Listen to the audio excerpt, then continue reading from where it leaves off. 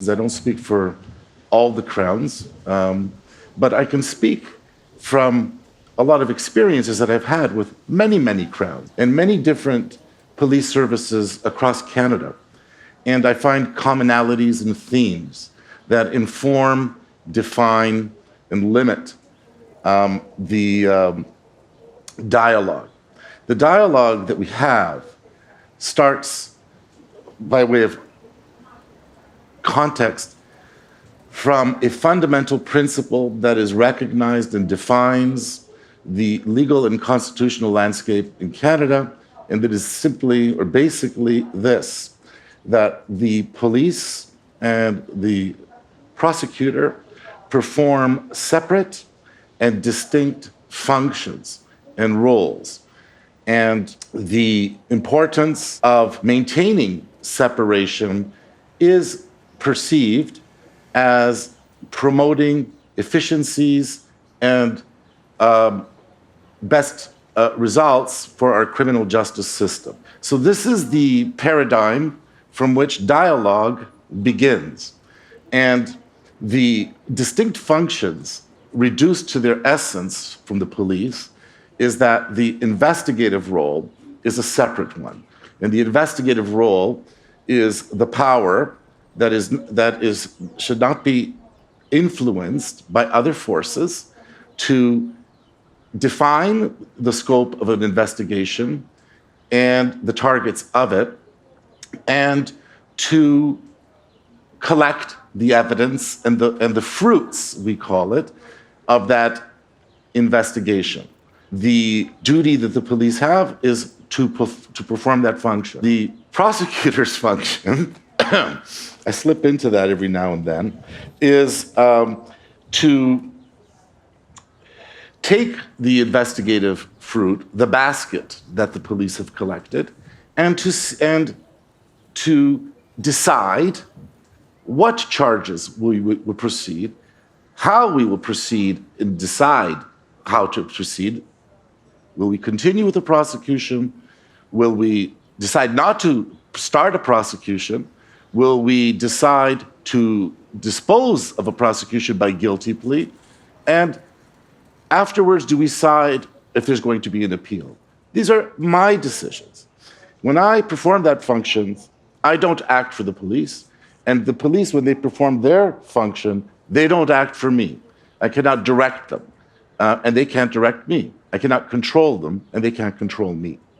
But where does that leave us?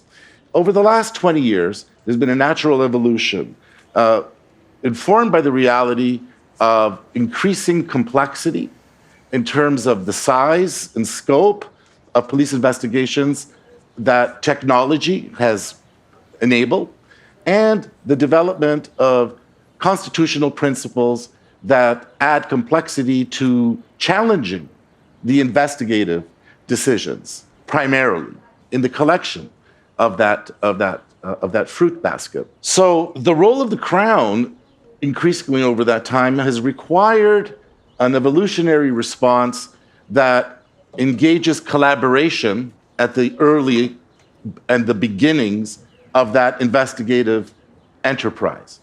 And where does that leave us? And what does that mean? The collaboration that I speak of in practical terms does not mean a collapsing of the roles, nor does it mean a capitulation of one power to another power. It speaks to cooperation. It speaks to informed dialogue. We speak not by command, but by recommendation. And recommendation plays out from the Crown to advice. But the questions for me always have been, when do we cross the line? And when we ask the courts, they tell us there is a line. But it's not for us to tell you how bright it is. There is a space that each of you occupy, but it's not for us to tell you practically how that space gets filled out. So what do? We have conscious, practical introspection and as we move along. And we have to ask ourselves, when does a recommendation become a direction?